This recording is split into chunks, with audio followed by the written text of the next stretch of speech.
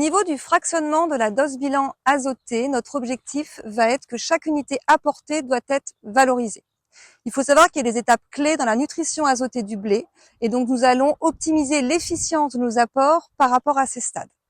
Ainsi, la dose bilan va pouvoir être fractionnée en 3 apports, voire 4 apports quand elle est conséquente, ce qui peut arriver dans notre bassin de production. Il faut savoir également que la vitesse de croissance du blé est primordiale pour une bonne valorisation de l'azote, bien plus que des conditions climatiques. Une bonne vitesse de croissance permet de garantir une bonne capacité d'absorption de l'azote. Au niveau des apports azotés, donc l'apport tallage va permettre d'amorcer la pompe. Il n'est pas forcément conséquent, il va être de 30 à 50 unités, il va dépendre du reliquat sorti d'hiver.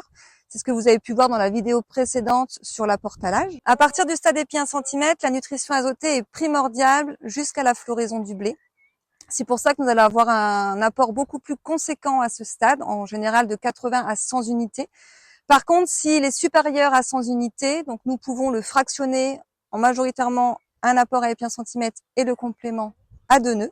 Donc il faut savoir que ce n'est pas la peine d'apporter une grosse dose d'azote qui ne va pas être pompée par le blé, car celle-ci va être réorganisée dans le sol et ne sera plus disponible au niveau du cycle.